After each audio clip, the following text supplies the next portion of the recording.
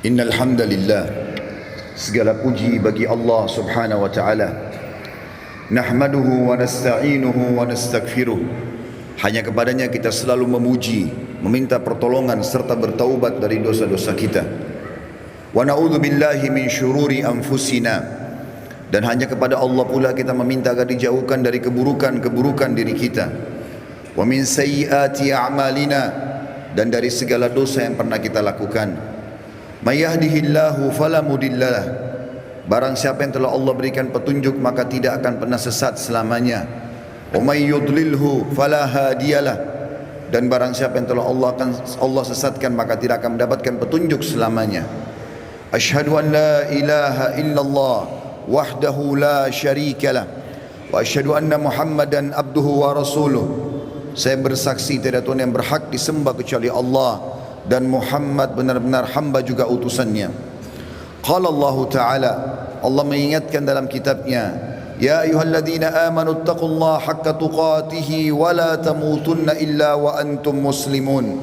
Hai sekalian orang-orang yang beriman, bertakwalah, hanya patuh dan tunduklah kepada satu-satunya pencipta segala sesuatunya, yaitu Allah, baik yang di langit, di bumi, yang di kedalaman lautan.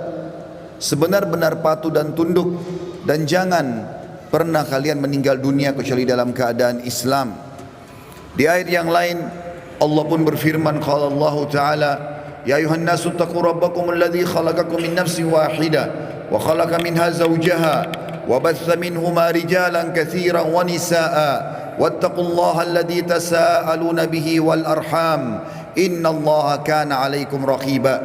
Hai sekalian manusia, sekali lagi bertakwalah, hanya patuh dan tunduklah kepada Allah, yang halal yang ia halalkan, yang haram yang ia haramkan, yang telah menciptakan kalian dari jiwa yang satu, yaitu Adam alaihissalam, dan telah menciptakan dari jiwa yang satu istrinya Hawa alaihissalam, dan telah banyak memberikan keturunan laki-laki juga perempuan dari keduanya. Sekali lagi bertakwalah kepada Allah dan jagalah hubungan silaturahim, sesungguhnya Allah senantiasa mengawasi kalian. Di ayat yang ketiga, qala Allah Ta'ala, Ya ayyuhalladzina amanu taqullaha wa qulu qawlan sadida yuslih lakum a'malakum wa yaghfir lakum dhunubakum wa may yuti'illaha wa rasulahu faqad faza fawzan 'azima. Hai sekalian orang-orang yang beriman, sekali lagi bertakwalah, hanya patuh dan tunduklah kepada Allah dan ucapkan kalimat yang benar. Niscaya Dia akan memperbaiki amal-amal perbuatan kalian, mengampuni dosa-dosa kalian. Barang siapa yang mentaati Allah dan Rasulnya, sesungguhnya dia telah mendapatkan kemenangan yang besar. Amma ba'd, fa inna asdaqal hadithi kitabullah. Kita tahu sebaik-baik rujukan umat Islam dalam segala lini kehidupan mereka, terutama ibadah, adalah kitabullah, Al-Quran. Wa khair hadyu Muhammadin sallallahu alaihi wa sahbihi wasallam. Dan sebaik-baik petunjuk setelah Al-Quran adalah petunjuk baginda Nabi besar Muhammad sallallahu alaihi wa sahbihi wasallam. Wa syarrul umuri muhdatsatuha, dan seburuk-buruk perbuatan dalam ibadah yang tidak punya rujukan dari keduanya. Fa inna kulla muhdatsin bid'ah, karena perbuatan ibadah yang tidak punya rujukan dari wahyu dikenal dengan perbuatan baru dalam agama. Wa bid'atun dhalalah, perbuatan baru itu akan membawa pelakunya pada kekeliruan, dan final akan membawa pelakunya ke dalam api neraka. Saudaraku seiman rahimani wa rahimakumullah, apa yang saya bacakan tadi dikenal dengan khutbah hajah. Baginda Nabi besar Muhammad sallallahu alaihi wasallam tidak pernah menemukan momen-momen penting, di antaranya khutbah Jumat, dua khutbah hari raya Idul Fitri dan Idul Adha, juga pada saat akan mengirim pasukan, atau dalam momen-momen yang lainnya pun, kecuali beliau selalu mengingatkan umat Islam agar memahami tiga ayat pentingnya patuh dan tunduk kepada Allah yang sudah saya bacakan tadi, dan juga bagaimana mereka dalam ibadah kembali kepada wahyu Al-Quran dan Sunnah. Kesempatan ini teman-teman sekalian, saya akan menyampaikan sebuah judul, Wahai Muslim, kematian sedang mengejarmu. Ada satu fenomena teman-teman sekalian yang kita semua bisa lihat di depan mata kita, yaitu masalah kematian. Risalah ini akan kami sampaikan kepada orang yang sehat dan sakit, orang yang kaya dan juga miskin, para pemimpin dan masyarakat, orang cerdas dan juga orang yang bodoh, laki-laki dan perempuan, anak kecil ataupun orang dewasa. Ingatlah saudaraku, kita akan mengakhiri kehidupan dunia ini. Ada batas waktu di mana kita semua akan meninggalkannya. Semua yang kita kumpulkan dari rumah yang mewah, kendaraan yang kita banggakan, pasangan hidup, apa saja dari pakaian, bahkan perlengkapan dan pernak-pernik kehidupan ini, semuanya akan ditinggal. Pasti kita akan meninggalkannya. Nabi SAW bersabda dalam sebuah hadis yang sahih, kalau anak Adam meninggal dunia akan ikut bersamanya ke kuburan tiga, keluarganya, hartanya dan amalnya, serta akan pulang dua, keluarganya akan pulang. Secinta-cintanya seorang istri pada suaminya, pasti dia tidak akan pernah menginap di kuburan itu, dia akan pulang. Cinta-cintanya seorang suami pada istrinya juga tidak akan tinggal menemani istrinya di kuburan. Orang tua dengan anak, teman dengan temannya, bawahan dengan atasannya, semuanya akan meninggalkan kuburan tersebut. Begitu juga dengan harta, mobil semewah apapun hanya diparkir di pagar kuburan, setelah itu akan dibawa pulang menjadi warisan. Yang tinggal bersama kita hanya satu, amal kita yang selama ini selalu kita lalaikan. Mikrofon masjid dengan keras, panggilan dari Allah, hayya 'alas shalah, hayya 'alal falah, ayo salat, ayo menuju kepada kemenangan, kita lalaikan. Orang miskin yang mengetuk-ngetuk kaca mobil di sebelah rumah, orang miskin tidak makan, mengulurkan tangannya, lalu syaitan membisikkan kuping kita mengatakan orang itu masih muda, masih kuat, lalu kita mengiyakan syaitan sehingga kita tidak mengeluarkan sedekah tersebut. Al-Quran hanya menjadi hiasan, berbangga-bangga dengan kertasnya, dengan sampulnya yang bagus, penerbitnya yang dikenal, atau yang best seller yang dijual di pasar-pasar. Bukan lagi berfungsi sebagai ayat-ayat Allah, peringatan yang harus dibaca dan jadi prinsip hidup, hanya menjadi sebuah kenangan saja. Begitu juga dengan orang tua yang dilupakan, hanya kena jabatan yang sudah naik, harta yang sudah mulai melimpah, memiliki pasangan yang cantik, anak-anak yang banyak, sehingga orang tua di kampung halaman dilupakan. Telepon pun hanya setahun sekali. Tidak ada lagi kejar pahala dan surga dari kedua orang tua. Padahal seorang salafus saleh pernah menemukan salah satu orang tuanya meninggal, lalu dia menangis terisak-isak. Kemudian murid-muridnya menanyakan, kenapa anda menangis? Kata dia, sungguh satu pintu surga sudah tertutup untukku, maka tertinggal satu lagi. Dan sekian banyak fenomena dalam kehidupan kita yang kita lalaikan, saudaraku seiman. Dengarkan dan renungi baik-baik bagaimana Allah mengingatkan dalam kitabnya tentang masalah hari pulang ini. Yang pertama disebutkan di dalam Al-Quran surah Al-Baqarah ayat 281. Allah berfirman, dan kekal ditilawakan oleh orang-orang beriman sampai hari kiamat. A'udzu billahi minasyaitonir rajim. Wattaqu yawman turja'una fihi ila Allah, thumma tuwaffa kullu nafsin ma kasabat wa hum la yudhlamun. Takutlah kalian, persiapkanlah diri kalian, fikirkanlah baik-baik, masuk semua dalam makna wattaqu. Hati-hatilah kalian dengan hari di mana kalian akan dikembalikan kepada Allah. Kemudian setiap jiwa akan diberikan balasan dan laporan dari amal-amalnya, baik ataupun buruk, dan mereka tidak akan dizalimi sedikit pun. Kalau hari ini teman-teman kita melihat seseorang kerabat kita, teman sejawat kita, partner bisnis kita dibungkus dengan kain kafan dan meninggal, dan kita mengantar ke kuburan sebagaimana mungkin itu sudah pernah kita lakukan, maka satu waktu nanti kita yang akan diantar.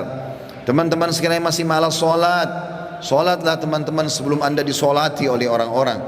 Banyak orang meninggalkan saf pertama masjid, padahal itu keutamanya sangat besar, tapi dia menunggu dia akan disolati di saf pertama pada saat meninggal dunia.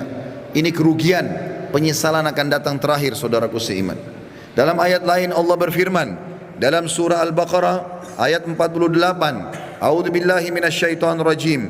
Wattaqu yawman la tajzi nafsun an nafsin syai'a wa la yaqbalu minha syafa'atun wa la yu'khadhu minha 'adlun wa la hum yunsarun.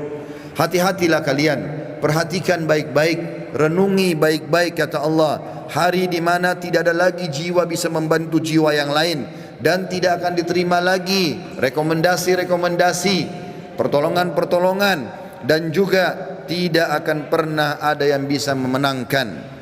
Di dalam ayat yang lain juga Allah mengingatkan surah Luqman, surah nomor 31 dalam Al-Quran ayat 33. A'udzu billahi minasyaitonir rajim.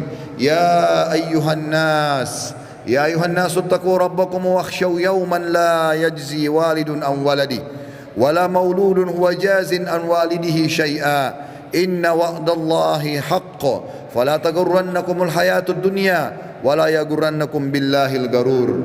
Artinya, hai sekalian manusia, wahai manusia, Allah panggil, dan saya ingatkan lagi di atas mimbar ini, Allah memanggil semua kita tanpa mengenal sukunya, bangsanya, jabatannya, status sosialnya, ataupun laki-laki dan perempuan, muda ataupun tua. Allah mengatakan, wahai manusia, takutlah kalian kepada Tuhan kalian dan khawatirlah terhadap hari di mana tidak akan ada lagi pertolongan, tidak ada orang tua bisa menolong anaknya, dan tidak lagi anak-anak bisa menolong orang tuanya. Sesungguhnya janji Allah pasti benar. Jangan kehidupan dunia melalaikan kalian, dan jangan sampai kalian terlalaikan. Allah subhanahu wa ta'ala mengingatkan di ayat yang lain, surah Al-Muzammil, surah nomor 39 ayat 17 sampai 19.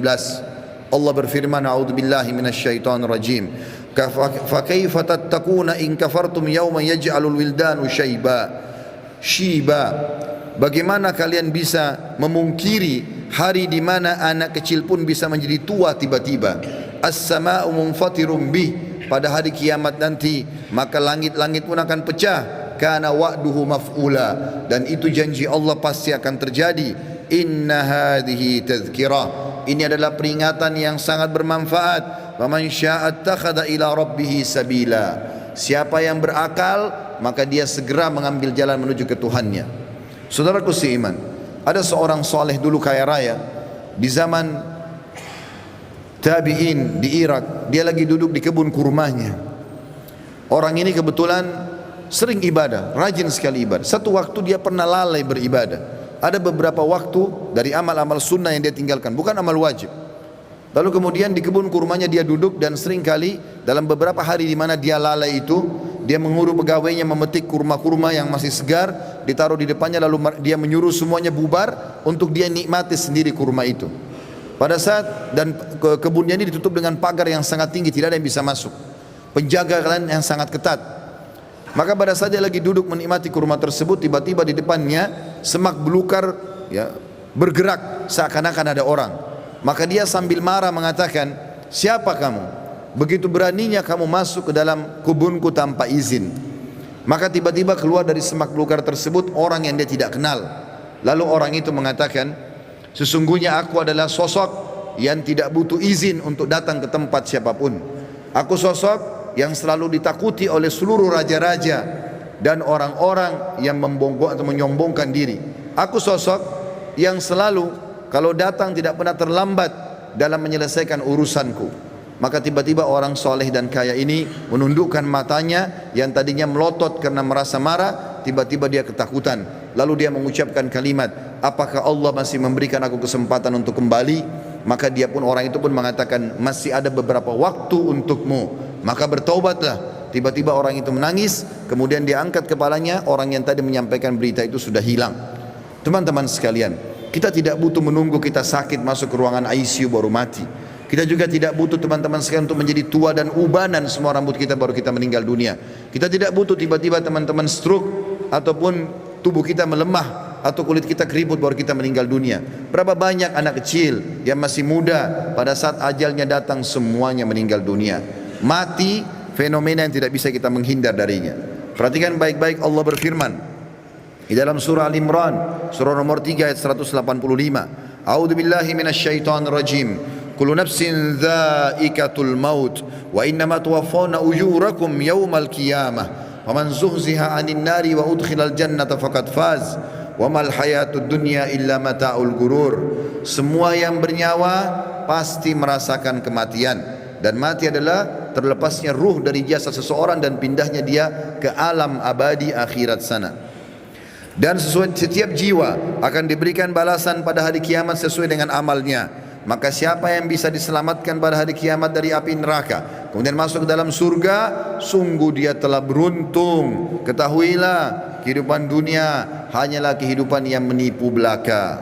Di dalam ayat lain, Allah mengingatkan juga dalam surah Al-Anbiya, wahai para orang ragawan yang merasa badannya berotot, kuat, segar, atau orang-orang yang menjaga kesehatannya dengan vitamin yang mahal, tidak akan bermanfaat pada saat ajal datang. Wahai orang-orang yang merasa hartanya banyak, orang yang selalu memerintahkan banyak pegawainya, sadarlah teman-teman sekalian bahwasanya itu hanya sebentar. Semua ada pertanggungjawabannya. Allah mengingatkan dalam surah Al-Anbiya, surah nomor 21 ayat 35. A'udzu billahi minasyaitonir rajim. Kullu nafsin dha'iqatul maut wa nabluukum bisyarri wal khairi fitnah wa ilaina turja'un. Semua yang bernyawa pasti akan mati dan kami menguji kalian dengan kebaikan dan keburukan sebagai fitnah, maka kalian harus tahu kalian akan dikembalikan kepada kami. Maksudnya kata ulama tafsir, kebaikan adalah dengan jabatan, dengan harta, dengan kelebihan paras wajah, fisik, pasangan hidup, keturunan yang banyak. Itu cobaan dari Allah subhanahu wa ta'ala. Bersyukur tidak, digunakan dalam ketaatan kepada Allah atau tidak, dia tunggangi enggak itu untuk panen pahala yang besar pada hari kiamat. Begitu juga kami uji kalian dengan keburukan. Keburukan juga datangnya penyakit, gangguan orang, semua melalui itu. Bersabar tidak, sehingga akhirnya mendapatkan pahala yang maksimal pada hari kiamat. Di dalam ayat lain surah Al-Ankabut, surah nomor 29 ayat 57 juga Allah berfirman, A'udzu billahi minasyaitonir rajim. Kullu nafsin dha'iqatul maut, thumma ilaina turja'un. Semua yang bernyawa pasti akan mati. Sekuat apapun dia, sehebat apapun dia sembunyikan dirinya dalam sebuah bangunan yang besar, pasti dia akan mati dan akan dikembalikan kepada kami. Di dalam ayat lain Allah lebih jelas lagi menekankan masalah itu dalam surah An-Nisa. A'udzu billahi minasyaitonir rajim. Ainama takunu yudrikumul maut walau kuntum fi burujim musyayyadah. Dimanapun kalian sembunyi, pasti mati akan datang kepada kalian, walaupun kalian sembunyi di dalam bangunan yang sangat kokoh. Dan terakhir ayatnya adalah Allah SWT mengingatkan dalam surah Jum'ah, ayat yang sudah sangat masyhur, surah nomor 62 ayat 8. A'udzu billahi minasyaitonir rajim. Qul innal mauta alladzi tafirruna minhu fa innahu mulaqikum. Tsumma turadduna ila alimil ghaibi wasyahadati fayunabbiukum bima kuntum ta'malun. Katakan hai Muhammad, sampaikan kepada semua manusia, terutama umatmu, mati yang selama ini kalian tidak mau kenang, tidak mau ingat, tidak mau punya persiapan, pasti akan mendatangi kalian. Kemudian kalian akan dikembalikan kepada zat yang maha mengetahui yang gaib dan juga yang nyata, dan akan memberitahukan kepada kalian apa yang telah kalian amalkan. Saudaraku seiman, ingat, ruangan ICU di rumah sakit hanya 2 atau 3, dan orang yang sedang berobat di rumah sakit lebih sedikit jumlahnya daripada orang yang berjalan di sebelah rumah sakit. Di pinggir jalan lebih banyak, artinya lebih banyak orang meninggal yang tidak sakit. Hati-hati. Berapa banyak orang yang muda, masih anak-anak sudah dipikul di geranda jenazah. Sadarlah teman-teman sekalian, mati ini kalau selalu dikenang, dia akan jadi pengontrol dalam kehidupan. Maka kita hanya selalu tahu yang kita nikmati yang halal, yang kita kerjakan yang diperintahkan oleh Sang Pencipta Allah, dan semua yang haram, bahkan yang makruh pun akan ditinggalkan. Mati adalah pengawas yang sangat baik. Makanya kata Nabi SAW dalam sebuah hadis, kafa bil mauti dzakira, cukuplah mati itu akan menjadi peringatan bagi orang-orang. Demikian juga kata Nabi SAW dalam hadis, mengingatkan kepada kita, melengkapkan ayat-ayat tadi yang saya bacakan. Di dalam sebuah hadis yang sahih kata Nabi SAW, akthiru dzikra hadimal ladzat, ingatlah selalu dan perbanyak ya mengingat sesuatu yang menghancurkan semua kenikmatan, yakni al-maut, atau itu adalah kematian. Fa innahu lam yadhkuruhu ahadun fi dhiqi minal aishi illa wassa'ahu alaih. Tidak ada orang yang mengingat mati pada saat dia sedang sempit kehidupannya, lagi ada masalah besar yang dia hadapi, kecuali akan melapangkan hidupnya. Oh, ternyata saya akan mati. Maka penyakitnya jadi ringan, utang-utang yang berat pun jadi ringan, dan dia berusaha untuk menyelesaikan sebelum mati menyambutnya. Wala dzakarahu fi sa'atin illa dayyakahu alaihi. Dan siapapun yang mengingat pada saat dia lagi lapang, maka dia pun akan berhati-hati menyempitkan semua celah-celah di mana dia bisa melakukan perbuatan yang haram. Dalam sebuah hadis yang lain kata Nabi SAW, kata Abdullah bin Mas'ud, pernah sekali bersabda, malulah kalian kepada Allah dengan sebenar-benar malunya. Kata Abdullah bin Mas'ud, kami malu kepada Allah ya Rasulullah. Kata Nabi SAW, bukan itu yang aku maksudkan, tetapi siapapun yang berusaha benar-benar menjaga kepalanya dan apa yang ada di isinya, dan juga perutnya dan apa yang akan dia masukkan, serta juga menjaga lisannya dan meninggalkan perhiasan dunia ini yang haram, yang tidak Allah halalkan, dia berusaha mencari yang haram, maka dia telah malu kepada Allah dengan sebenar-benarnya. Dan Nabi SAW, teman-teman sekalian, pernah mengantar jenazah atau melihat ada jenazah diantar oleh para sahabat. Kemudian Nabi SAW menanyakan, apa yang mereka kerjakan? Lagi ngerumun. Kata para sahabat, menggali kuburan ya Rasulullah, akan masukin jenazah. Maka kata para sahabat, tiba-tiba kami lihat Nabi SAW bersegera ke sana. Kemudian duduk di depan liang lahat tersebut, lalu meletakkan lutut beliau ke tanah. Lalu saya pun datang, kata Al-Bara ibn Azib radhiyallahu anhu, perawi hadis ini, saya pun datang lalu menanyakan, kenapa ya Rasulullah? Maka saya melihat Nabi SAW tidak menjawab dan meneteskan air mata sampai tanah itu basah. Lalu beliau mengatakan, wahai saudara-saudaraku, untuk ini kalian harus punya persiapan. Hasan Basri rahimahullah, seorang ulama tabi'in, pernah mengantar jenazah. Lalu dia berzikir. Sambil berzikir, ada seorang anak muda di sebelahnya bertanya kepadanya, lagi ngantar jenazah, wahai imam, kalau imam itu kita kiai sekarang, wahai imam, kenapa anda berzikir? Sampaikan kepada saya, bukankah kita lagi ngantar jenazah? Kata beliau, wahai anak muda, berzikir ya, atau diamlah, karena sungguhnya yang sedang kita antar sudah tidak bisa berzikir lagi. Juga Uwais Al-Qarni pernah berkata, wahai penduduk Kufa, salah satu tabi'in yang masyhur, yang kata Nabi SAW, afdal tabi'in adalah Uwais Al-Qarni, seorang yang sangat saleh dan berbakti pada ibunya. Dia mengatakan, wahai penduduk Kufa, kota yang dia meninggal di sana, sesungguhnya kalau kamu sedang tidur, kamu sedang berbantalkan kematian. Oleh karena itu, kalau kamu masih sempat bangun, maka ketahuilah kau satu waktu tidak akan bangun lagi. Begitu juga dengan Al-Lubaydi. Al-Lubaydi ini seorang tabi'in yang menyeriwayatkan tentang Abu Ishaq rahimahumullah. Dia mengatakan, aku selalu melihat Abu Ishaq mengeluarkan dari kantongnya sekertas-kertas, selalu membaca, setiap habis sholat dibaca sama dia. Saya tidak pernah nanya selama hidupnya, dan pada saat dia meninggal, saya pun mendapatkan kertas itu di kantongnya, lalu saya membaca. Ternyata isinya adalah, wahai Abu Ishaq, perbaguslah amalanmu, sesungguhnya ajalmu telah dekat. Wahai Abu Ishaq, perbaguslah amalmu, sesungguhnya ajalmu sudah dekat.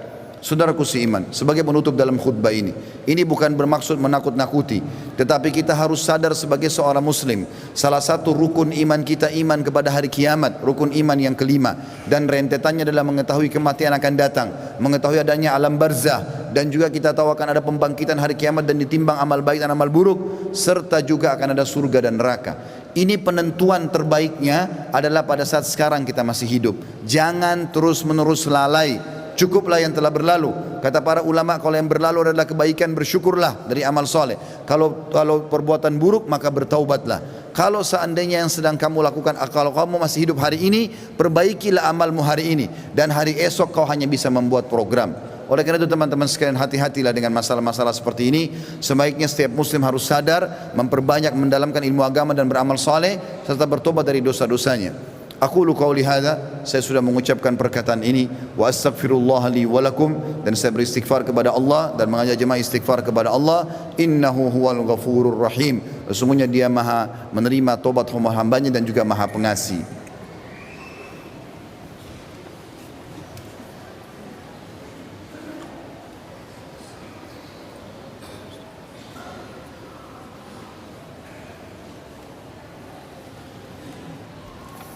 Alhamdulillah wassalatu wassalamu ala rasulillah.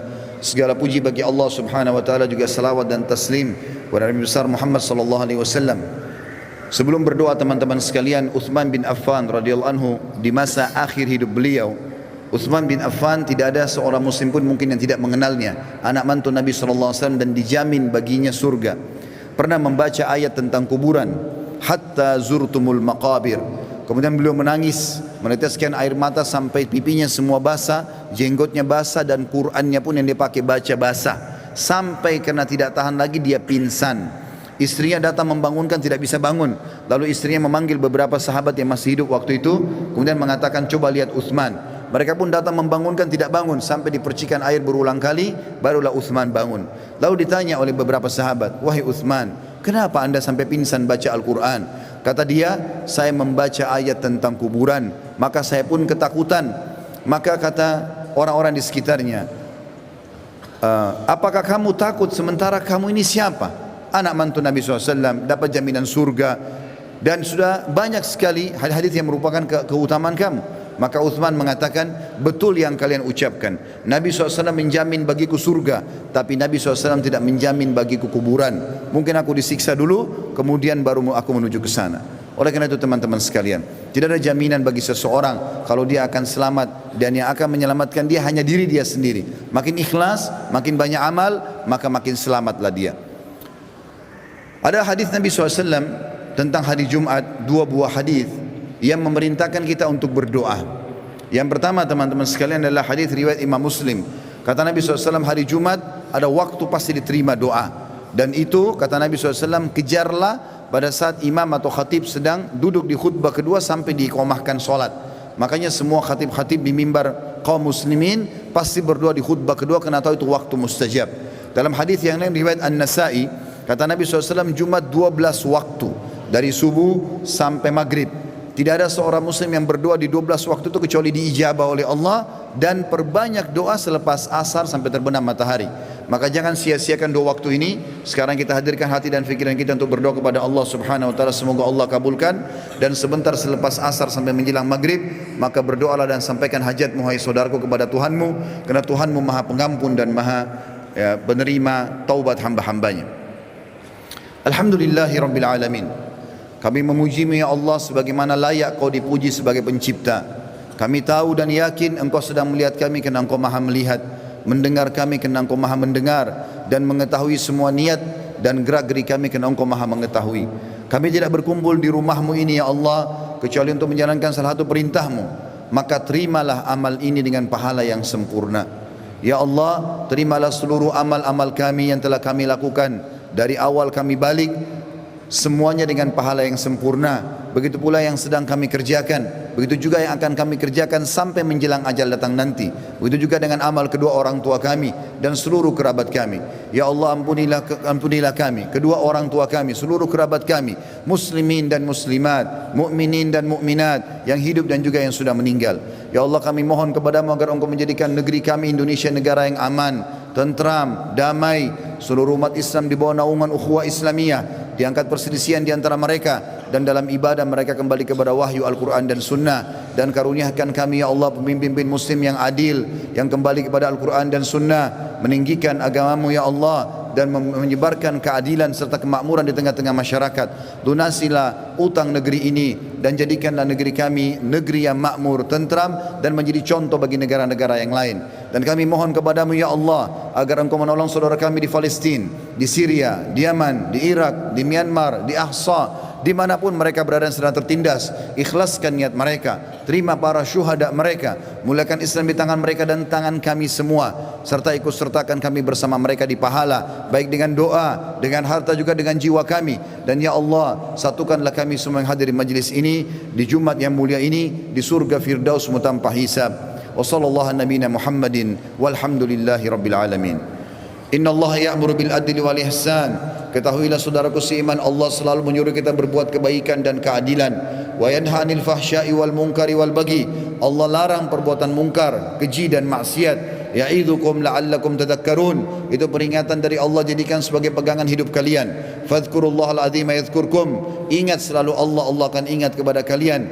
Washkuruhu ala ni'ami yazidkum. Syukuri nikmatnya, dia pasti akan tambah. Wala dzikrullahi akbar. Mengingat Allah ada amal yang paling besar. Wa aqimis shalah, dan dirikanlah salat.